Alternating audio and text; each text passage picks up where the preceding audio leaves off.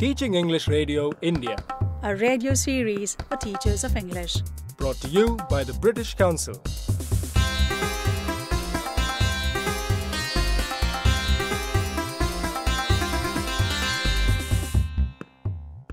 Hello and welcome to another program in our series for teachers of English. I'm Bivash Dash, and today our topic is words, words, words, and how to first introduce them. To discuss this, we'll hear from teachers from all over India. Let's meet some of those who join us in this program. My name is Deena. I'm from Madikeri in Karnataka. I'm Kamaini from Delhi.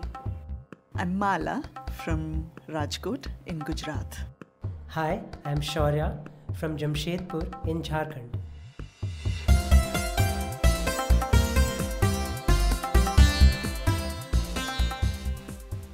Many describe words as the building blocks of language. So how can we introduce new vocabulary in a lively and memorable way? Let's start by thinking about when teachers need to present new words and what students need to know about a word. Then we'll hear teachers describe the different ways of introducing them. In other programs, we'll look at ways of expanding and practicing vocabulary.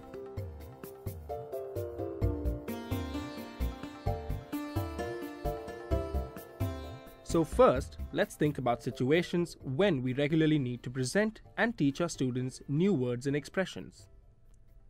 When you're about to do a reading or listening activity, or even a discussion, you should check ahead. Are there some important keywords they'll need to recognize before you start? The textbook they're following introduces new words and expressions in every unit. We can predict and plan for those situations. In addition, students need them for things they want to say or write. This can be a challenge for the teacher, but we want to encourage students to discover and learn new words, to discuss the meaning, to guess from the context, and to learn how to use a dictionary. But let's get back to basics. There are a few ways I teach vocabulary. This is teacher and trainer Deena. The first thing I do is I don't tell them the word. I try and get the word from them by using maybe a definition or by using an example and see if my learners know the word. If they do, it makes it easier. But if they don't, then what I do is I write the word out on the board. Once I get the word up on the board, we check for spelling and see, because sometimes words can be spelled differently. So I write the word up on the board, we check for spelling, and then we check for pronunciation. And I do something called drilling. Now let all of us repeat the sentence again. Will you be my friend? Will you be my friend? If I give you?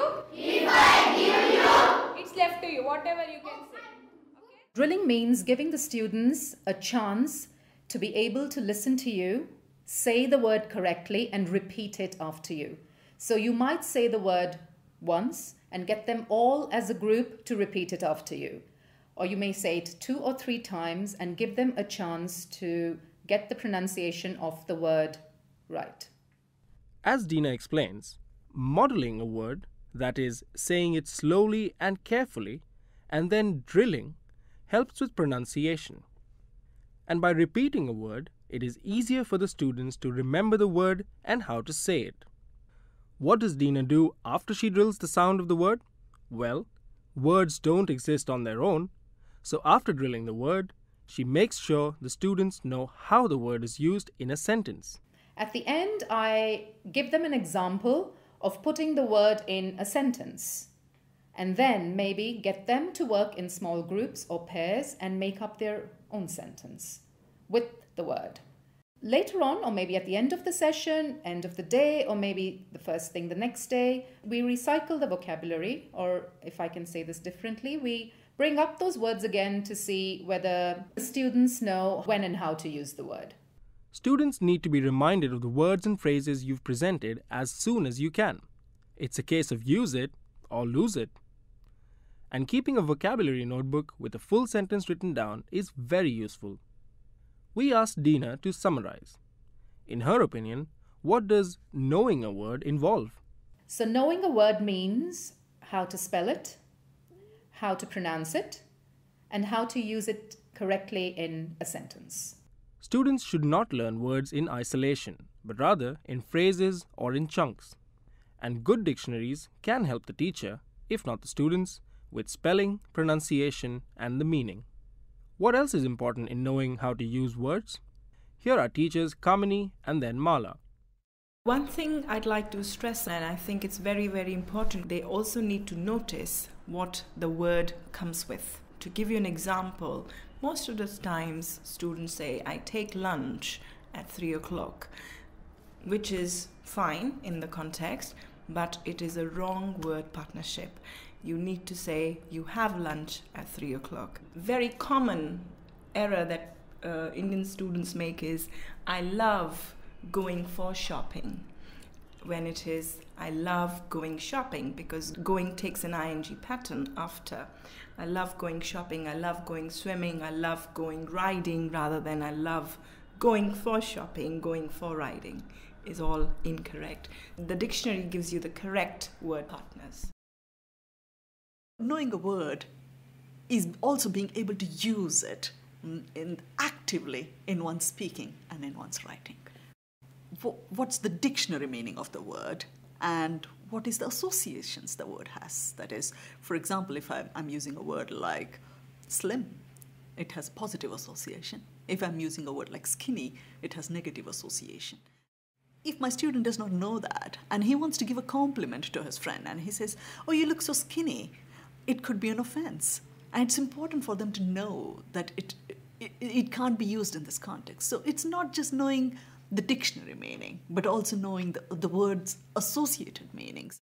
I should know if this word is right to use in the company of certain other words. For example, I could say strong coffee, or it's heavy rain.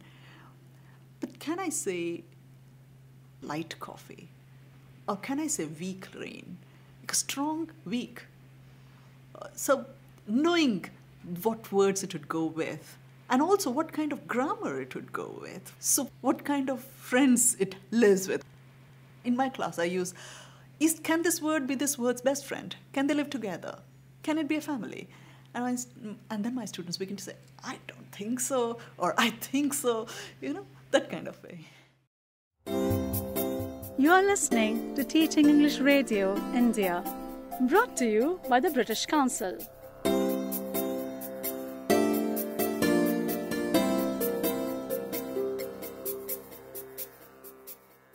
Our topic today is words and how to introduce them.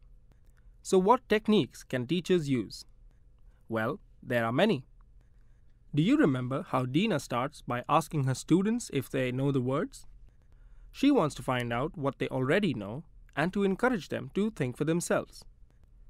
Like Dina, Shaurya wants to get the words and ideas from his students rather than giving them himself.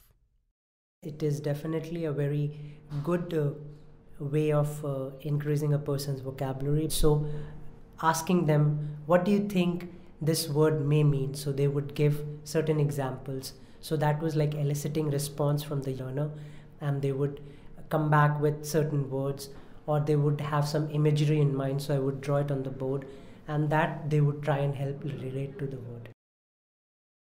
A teacher who comes prepared can demonstrate simple vocabulary by using real objects. Some may be found in the classroom, but with younger classes, you could bring in a bag with fruits and vegetables or some toys. But teachers can help more advanced classes as well by using the real environment. What happens, for example, when you are confronted with a difficult poem that has words like bark and resin? Here's Kamayani. She took her students out to the nearest park. There is this poem about trees. It was about killing a tree. And there were words like bark, raisin, leaves. There were words like scorched, a jab of the knife. These were words which they perhaps have just heard, but they cannot relate it actually to what we are talking about. The comprehension was not there. So I took the children to the ground, showed them this tree. We sat around the tree and we first looked and admired the tree. We talked about various parts of the tree, and then we came to the poem. We read the poem and there were certain words which they did not know actually. So we demonstrated these with the help of the articles that we had collected from the ground as well as by gestures. Now we were talking about and reading the poem. So it was easier to do the poem as well as the children enjoyed it. If you cannot show students, then we can use drawings on the board, on paper or cards, or bring in pictures. It's great, for example, if you can decorate the classroom with images and words and make little flashcards to help students practice. Another useful method of illustrating meaning is to make gestures or actions and get students to do the same. They love it. Here's Shaurya again. Use of gesture is very important. Words like running, jumping, jogging, difference between running and jogging, walking, standing still, standing quiet. So all these words can be easily communicated with a simple gesture without too much of an effort. So try and use as much gestures as possible along with the words so that student can relate to it. A fairy went to marketing. A fairy went to marketing. She bought a little fish. She bought a little fish. She put it in a crystal bowl. She put it in a crystal bowl. Upon a golden dish. Upon a golden dish. And as she sat in wonderment. Songs are also a popular way to introduce new words. And speaking of noise, here's Mala, who likes to move the furniture around. It could be an illustration. It could be a kind of showing it to them. Like, for example, a word like drag is such an onomatopoeic word. Like, you drag a chair across the room and they get the sound, and they get it. And when you show them, look, this is the glottal sound. They get it. It's drag. So all of these are good suggestions to illustrate the meaning of words. We don't need to use the students' first language. It can all be done in English. But sometimes teachers find it useful, briefly, to translate a simple idea to save time. We want to avoid too much use of translation and conduct our classes in English as much as possible. So what is your opinion of that? Here's Mala again. A lot of words can be simply translated. The translation has got bad press. But there could be a word, for example, it's just a common noun. For example, a word like spider.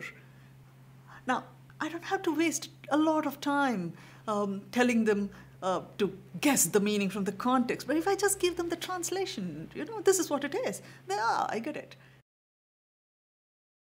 Before we end this program, let's review the main points we've heard today on the subject of introducing new vocabulary.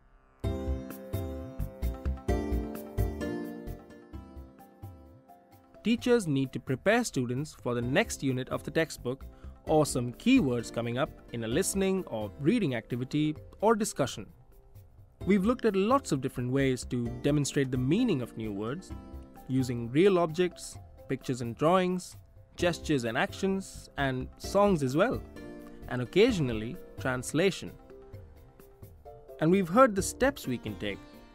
Write the word on the board, model and drill it so your students repeat it and pronounce it correctly, put it into a sentence, and get them to work in pairs to make new sentences. We also heard it is important to learn words in chunks and know which words go together. We say weak coffee, but light rain. And what about the grammar of a word? For example, we don't say I'm going for shopping. The normal form is I'm going shopping.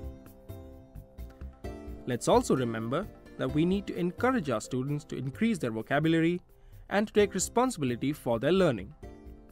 We must help them to guess the meaning from context, to discuss their ideas, and learn to use a dictionary and to keep a vocabulary book. There's lots more to say about learning new vocabulary. Remember I said use it or lose it?